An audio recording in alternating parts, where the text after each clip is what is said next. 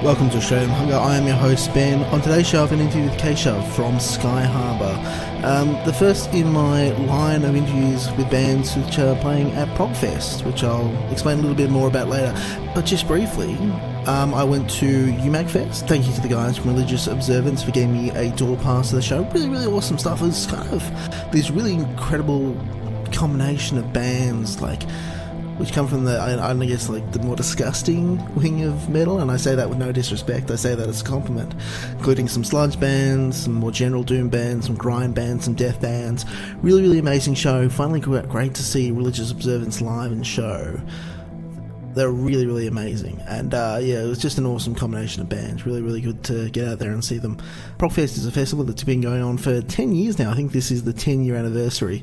And it's a really great group of bands that play every year. Some of the best progressive rock and metal bands from around Australia, and a couple of international acts. This year is no different. And I figured it'd just be a really good opportunity to interview some of these amazing talents. A couple of bands who have released new material recently. I might interview a couple more who are playing later in the year when they release new material later in the year.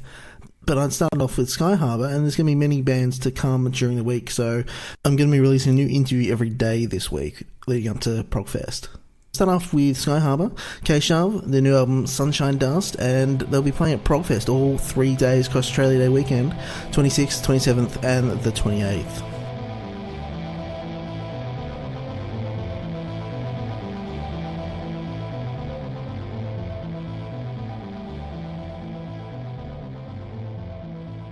You released the album earlier this year. Talk a little bit about when you started working on this one.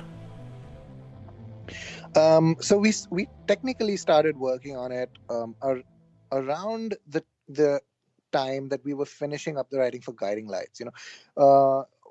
With Guiding Lights, what happened was that around early 2014 was when we were done with the album, and we'd given it to Forrester for him to mix, and that resulted in this long period of inactivity because everyone was so busy till I think the end of the year when we were doing a little tour of India.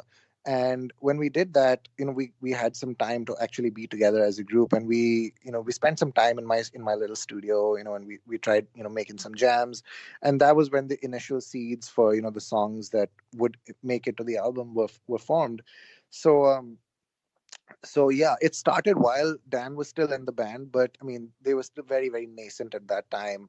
And I think in terms of the direction, we were trying to have go for a bit of a departure from what we had done on the last record, because we were that was a long album. Guiding Lights was a really long. It was 70 minutes almost, and 10 songs. So you're looking at an average length of 6+ almost minutes.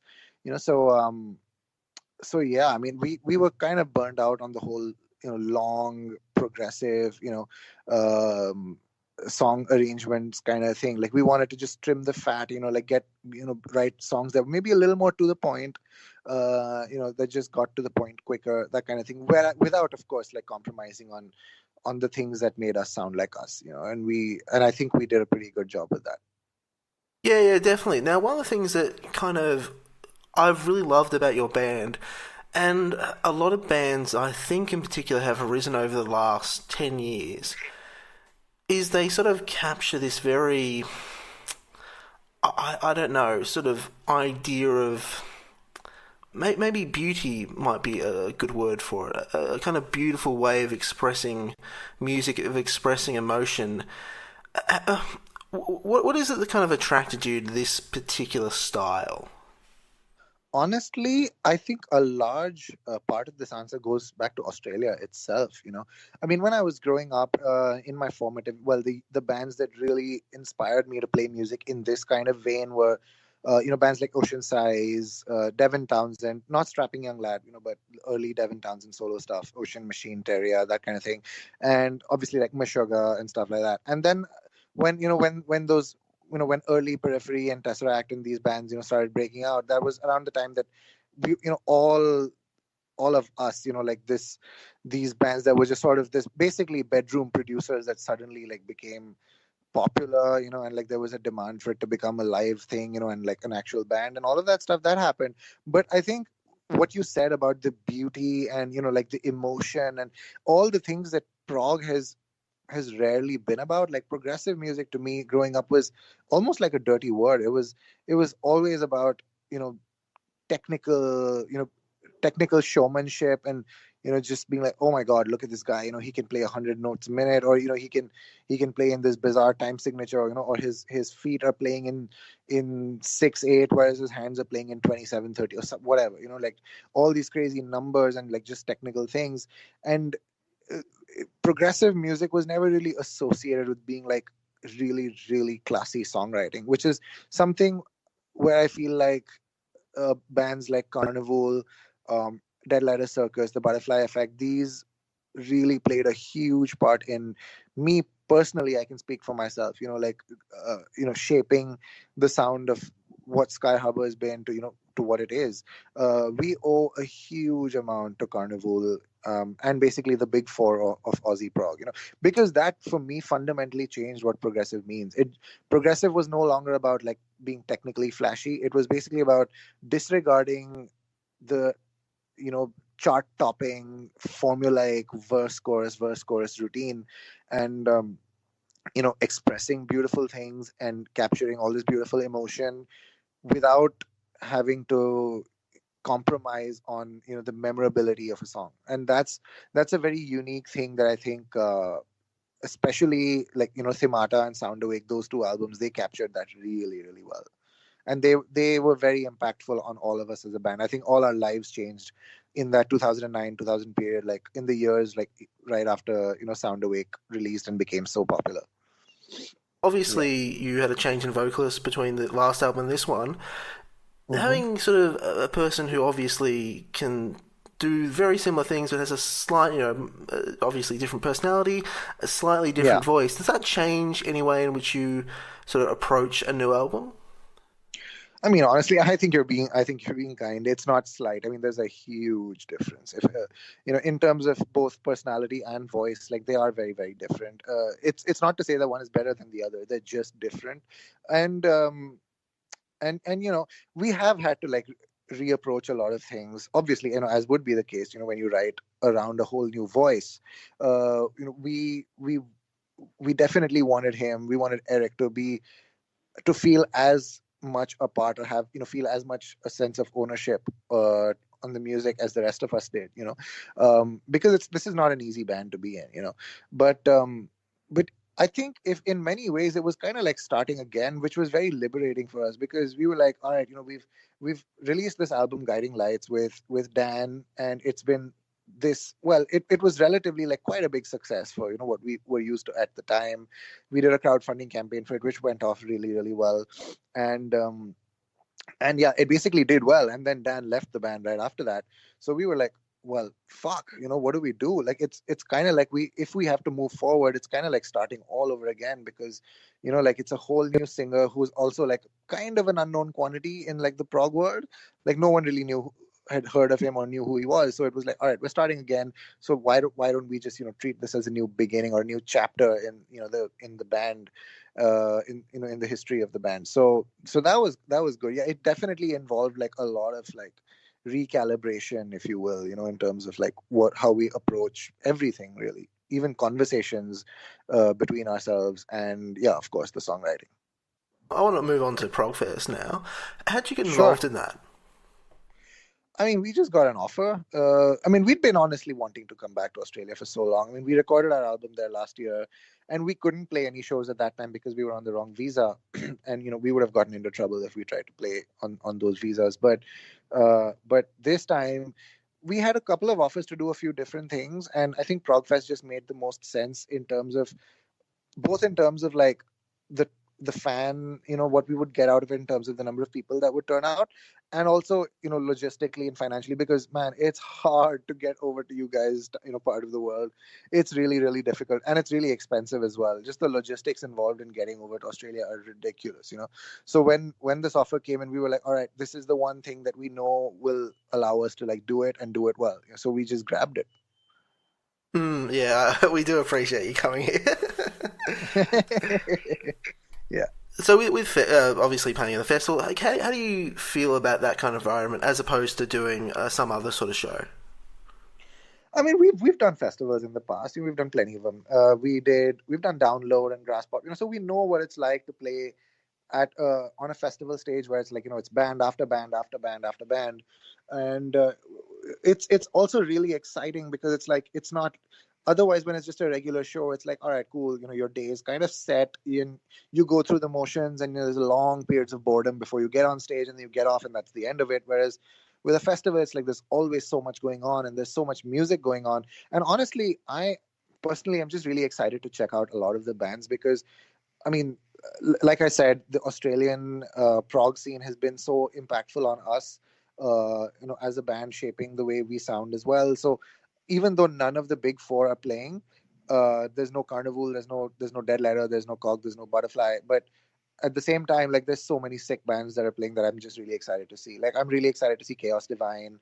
I'm really excited to see Circles as well. We're friends with those guys. We were on the same label as them until a while ago. So yeah, I mean it's gonna be amazing. I'm really excited to play the festival again.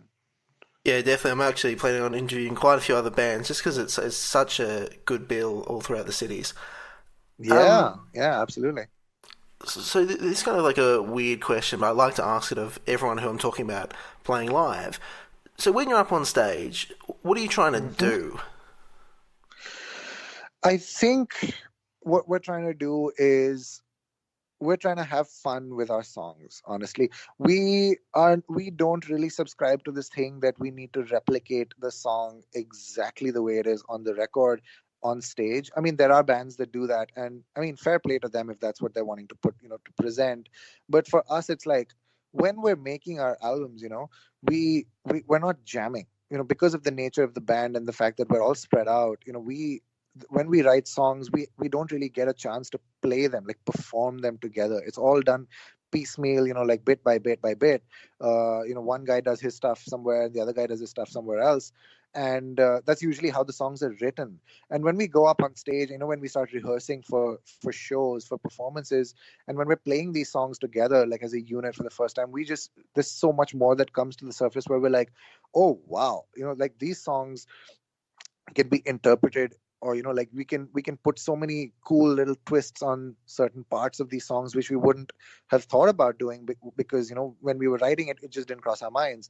So when we're playing live, a lot of it is about improving on the songs themselves, and also like keeping it fun and like switching things up, every now and then. Like we try and do things differently.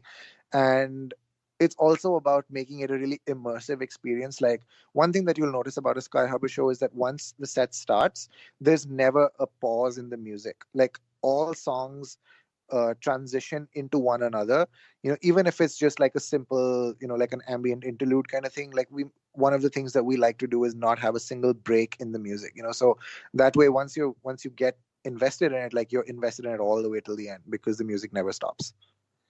I want to talk a little bit about you.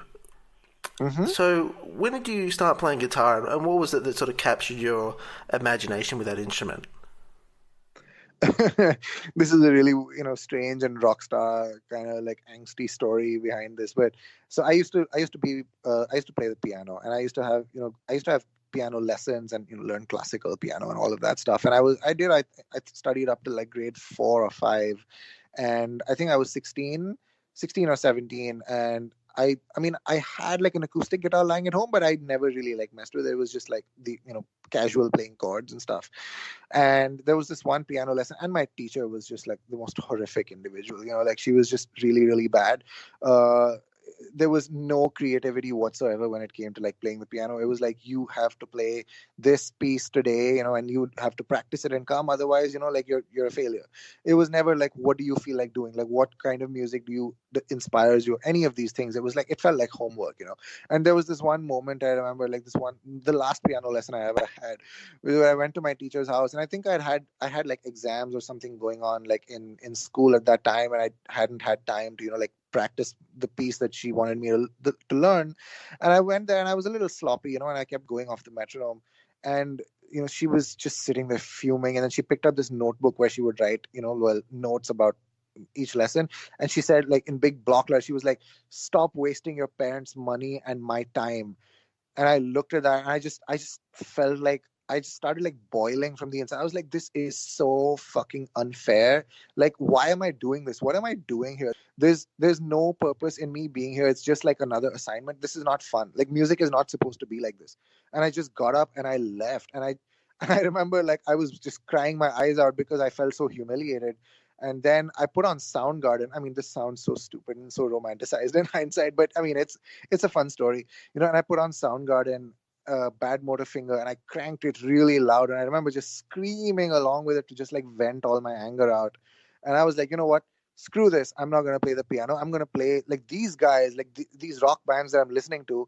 They clearly are having fun playing what they're playing. Like, and it's songs that they're making. Like, I want to do that. Like, I want to have fun playing music. I don't want to be like this stuffy guy, like going and playing a bunch of classical pieces for other people. For other people's entertainment. That's not what I'm doing this for. Fuck that. So that was basically what got me into the guitar. It was kind of like the whole rebellious, like, stick it to the man kind of image behind it, which of course like then later became like a very emotional connection with with this instrument, which was capable of so many different beautiful textures, and there's so much that you can express using it as opposed to any other instrument. I think like it's one of the most versatile instruments there is. But yeah, I hope that made sense. No, definitely. I think that's kind of one of the beautiful things about talking to some of the musicians I talk to. Is like sometimes they get, whether it's a parent or a teacher, like they get told like, "Oh, what are you doing?" And here I am talking to them, and they're touring the world and releasing music which everyone loves. So it's kind of funny that it turns absolutely. out like that. Yeah, I mean, and I think sometimes a little negative reinforcement is all it needs, is all you need to just tell yourself, well, okay, maybe, this is what it's all about, and this is what excites me about music, and this is what is. And some people are perfectly okay with, just, playing recitals or just playing whatever, a classical piece when they've got guests over at home. And, like that's for them, that's good enough, and more power to them. But clearly that was not something that I wanted to do, or that didn't really inspire me. So in my case, I wanted to I mean, of course there was a certain rock star, fantasy at the behind it, which was like, I want to be on stage, like playing songs that I've made, and actually be having a good time playing it, not like stressing out whether I'm missing the beat or any of that nonsense. Like, I just want it to be fun. And I felt like the guitar was just fun. I think it was an instrument that just looked like it would be fun to get into and play and talk about. So yeah, that was basically it for me. Is there anything you're listening to, reading, watching lately? I am listening to a lot of Olafur Arnalds. He's this Icelandic composer. It's kind of like orchestral electronic crossover music. I've actually been listening to a lot of ambient electronica recently, because that's a sound that I feel like I want to explore both for myself and for Skyharbor going forward. I mean, the ambience has always been a big part of our sound, but actually having electronic elements, like, I don't know if you've heard Sunshine Dust, but there's a song on it called The Reckoning, which is like the first half of it is basically industrial, like emotional ambient electronic music. And that's a direction that I think we all want to like explore a little bit more. So I'm listening to a lot of, music like that. In terms of watching, not really all that much in recent times. I mean, there's some TV shows there's some Netflix stuff that's been cool. I mean, that's been coming out, but I tend not to, get sucked into the whole TV thing because there's only so many hours in a day, and I'd rather spend that time, working on music. So, yeah.